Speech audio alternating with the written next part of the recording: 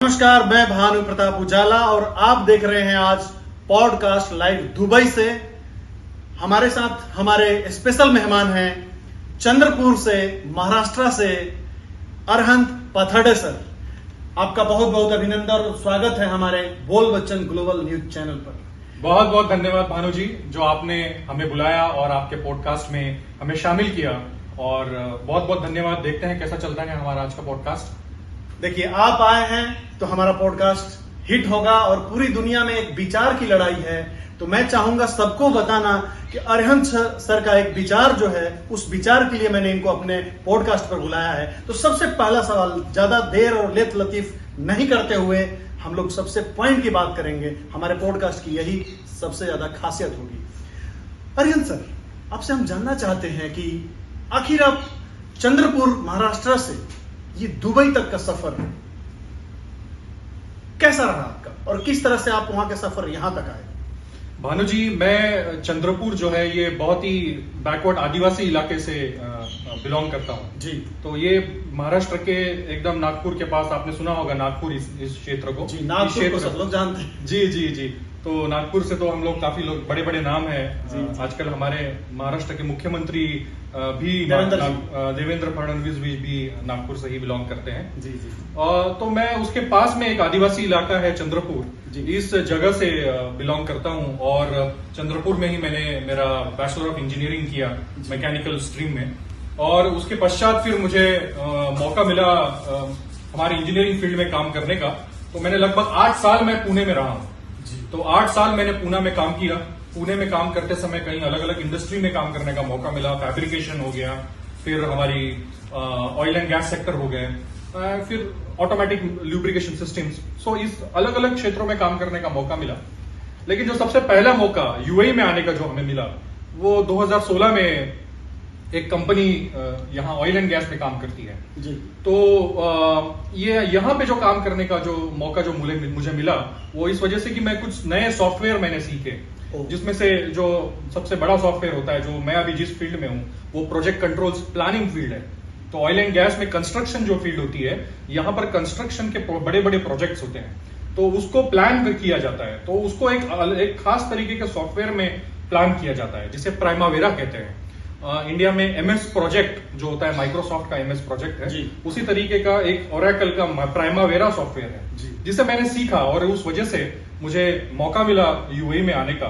और यूएई में मुझे अब लगभग 8 साल हो गए हैं। तो लगभग मेरा 16 साल का एक्सपीरियंस है मेरे इंजीनियरिंग के बाद का। लंबा समय। जी जी, बहुत लंबा समय हुआ। और यूएई में 8 साल जो यहाँ पे अलग अलग ऑयल एंड गैस सेक्टर के अलग अलग कंस्ट्रक्शन इंडस्ट्री में काम करने का मौका मिला। और आज यहाँ की जो टॉप की जो कंपनी है, जो कंस्ट्रक्शन फील्ड है, उसमें मैं आज प्रोजेक्ट अपनी सेवाएं दे रहे हैं। जी, मुझे बहुत खुशी है कि आपने जो बताया वो हमारे बच्चों को, हमारे युवाओं को आज उससे शिक्षा लेनी चाहिए और उससे मोटिवेशन भी मिलेगा। अगला सवाल मैं आपसे पूछना चाहूंगा कि आपके अंदर ऐसा कौन सा चीज टची लगा बामसेफ संगठन में कि आप एक इंजीनियर फील्ड में होते हुए अपने एजुकेशन में इतने अपने सारे मुकाम हासिल करते हुए उस संगठन से आप जुड़े? कौन सा ऐसा चीज था जो आपके अंदर एक स्पार्क उत्पन्न किया? भानु जी, बहुत ही बारीक एक्चुअली प्रश्न है, क्योंकि एजुकेशन हम लोग जिस तरीके का कर रहे हैं और जिस तरीके से फील्ड में हम लोग काम करते हैं, अपने कॉर्पोरेट वर्ल्ड में काम करते हैं, तो किसी ना किसी तरीके से हम लोग सामाजिक तरह से जुड़ नहीं पाते हैं। तो ये भावना थी कि हम लोग अभी मैं आदिवासी इलाके से आया हूं और वहां से आने के बाद में आज एक टॉप की जो कॉर्पोरेट वर्ल्ड की कंपनी है, वहां पे काम करता हूं। लेकिन जब जो मैं रास्ता में जब देखता हूं, तो मैंने देखा कि मेरे साथ वाले मेरा जो समाज है, जिस समाज से मैं आता हूं, वहां पे अभी भी बहुत सारी जो पिछड़ी चीजें हैं वो अभी भी है। तो मैंने ये देखा कि सामाजिक तौर पर कैसे काम किया जा सकता है, क्यों ना मैं पे बैक टू सोसाइटी किस तरीके से कर सकता हूं। तो मैंने ये देखा कि बामसेफ जैसा संगठन भारत भर में आज काम कर रहा है पे बैक टू सोसाइटी के मार्फत।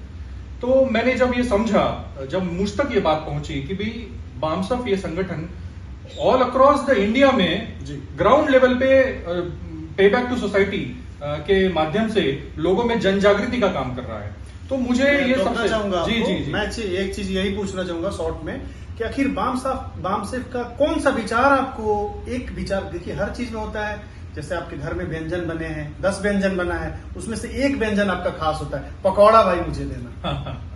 तो इस संगठन की कौन सा विचार आपको बिना सोचे, बिना लेट लतीफ किए बोला भाई मेरे को इस संगठन से जुड़ना है और अपने देश में क्रांति लाना है? एक चीज बताइए। जी जी जी यदि मैं कहूं तो मूल निवासी विचारधारा जो है जी, मूल निवासी सभ्यता जो है जी, उसका ऐतिहासिक तौर पर जो विश्लेषण संगठन करता है, जी, बामसेफ संगठन जो करता है जी, वो एक नई दिशा देता है। क्योंकि हम आज के जो परिवेश में जब हम लोग देखते हैं हमारे इतिहास को, तो एक तरीके का नासमझी है, एक तरीके से मिसअंडरस्टैंडिंग जिसे हम लोग कहते हैं वो है। तो बामसेफ उसको क्लियर करता है, उसको विश्लेषण के तौर पर लेकर जाता है, जिसे हम लोग रैशनल थिंकिंग कहते हैं। तो रैशनल थिंकिंग के माध्यम से इसे लोगों को जोड़ता है, केवल एक छोटे निम्न समाज को नहीं तो एक पूरे समाज को जोड़ता है, जिसमें भारतीय संविधान के माध्यम से जिन लोगों को जोड़ने का माध्यम हम लोगों को दिया गया है, उन सभी को जोड़ने का काम बामसेफ करता है। ये मुझे बहुत अच्छा लगता है। जी जी, मतलब आपके कहने का मतलब ये हुआ कि आपको इस चीज से जुड़ा हुआ कि संविधान में तो लिखा हुआ कि हम समान हैं, लेकिन समाज में आते ही डिफरेंस दिखने लगता है। तो बहुत अच्छा बात आपने बताया। अब आपकी से मैं एक सवाल और पूछूंगा कि आप तो जुड़े हुए हैं बामसेफ संगठन से ऑलरेडी, जो नए लोग हैं, जो नए युवा हैं, आज बहुत सारे संगठन काम कर रहे हैं संविधान के लिए, देश के लिए, समाज के लिए, मिडिल क्लास के लिए, एससी के लिए, ओएसटी के लिए, सबके लिए। तो आखिर उन लोगों को आप क्या कहना चाहेंगे और क्या संदेश देना चाहेंगे कि हमारे संगठन से, बामसेफ से ही क्यों जुड़े? जैसा मैंने कहा कि ये विचारधारा का विश्लेषण है जी, कि ये ऐतिहासिक विश्लेषण है जो एक नया मार्ग बताता है, जिसको उस मार्ग पे यदि हम लोग समझे तो उस विश्लेषण को जब हम लोग समझे तो एक नई दुनिया समझ में आती है, क्लैरिटी आती है अभी के समाज में काम करने की। तो अभी मैं अगर कहूं हमारे जो दर्शक हैं जो इसे देख रहे हैं, तो बामसेफ का अभी पिछले 50-60 साल हो चुके हैं बामसेफ को। 1978 से ये काम शुरू हुआ और 1978 से लेकर अभी तक ये काम देश भर में फैला हुआ है। तो इसका काफी मटेरियल आपको क्या कहते हैं कि आप गूगल कर सकते हैं, धरातल लेवल पर मिलेगा, धरातल लेवल पे भी मिलेगा। धरातल में बहुत सारे काम करने वाले कार्यकर्ता है और इस विचार मंथन का डॉक्यूमेंटेशन है। मतलब यदि आप उसको गूगल करेंगे तो आपको नजर आएगा। उनकी एक वेबसाइट है bamsef.org के माध्यम से आप उस वेबसाइट पर जाएंगे तो काफी सारी डॉक्यूमेंटेशन मिलेगी और आपके माध्यम से भी हम लोग अभी लोगों तक पहुंचने का प्रयास करेंगे। कोशिश रहेगी कि हम लोग इसको नए मीडिया जो चल रही है आजकल, डिजिटल मीडिया में भी हमारा संगठन और हमारे लोग, हमारे सोसाइटी के लोग आगे बढ़े। तो मैं एक चीज आपसे पूछना चाहूंगा कि अभी भारत भर में बहुत सारे ऐसे संगठन हैं जो संविधान की बात करते हैं, जो सामाजिक क्रांति की बात करते हैं। तो आखिर बामसेफ ऐसा क्या नया बात कर रहा है संविधान के बारे में कि लोग हमारे संगठन से, आपके संगठन से जुड़े? संविधान के बारे में क्या दृष्टिकोण है आपका जो अलग है, जो बाकी संगठन उस पर काम नहीं कर पा रहे? जी जी बिल्कुल भानु जी, ये जो बहुत बड़ा प्रश्न है। जब मैं कहता हूं कि ये सामाजिक तौर पर एक मिसअंडरस्टैंडिंग है, बहुत समाज में नासमझी भी बहुत है, उस नासमझी को यदि दूर करना है तो ये जो जिस तरीके का हमें मार्ग कॉन्स्टिट्यूशन के माध्यम से दिया गया है, ये उद्देशिका है, संविधान एक उद्देशिका है। तो जो दूसरे संगठन कहो या पार्टी या पॉलिटिकल पार्टी, राजनीतिक पार्टी आज संविधान के बारे में काफी बातें करती है, चाहे वो ऑपोजिशन में क्यों ना हो, चाहे वो गवर्निंग क्यों ना हो।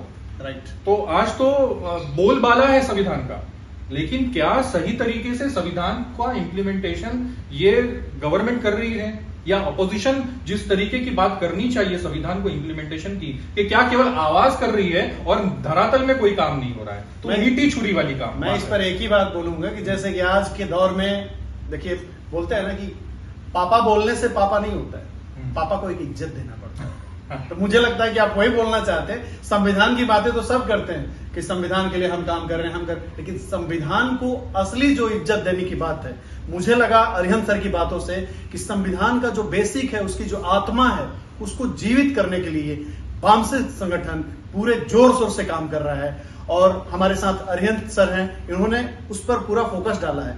अब लास्ट क्वेश्चन आपसे यही बोलूंगा सर कि आपके लास्ट क्वेश्चन कि आज के समाज में जो भी समाज आज चल रहा है 2025 में, ऐसा एक चीज आपके अनुसार क्या होना चाहिए कि बहुत ही जरूरी है और बहुत उसको बदलना जरूरी है हमारे समाज में?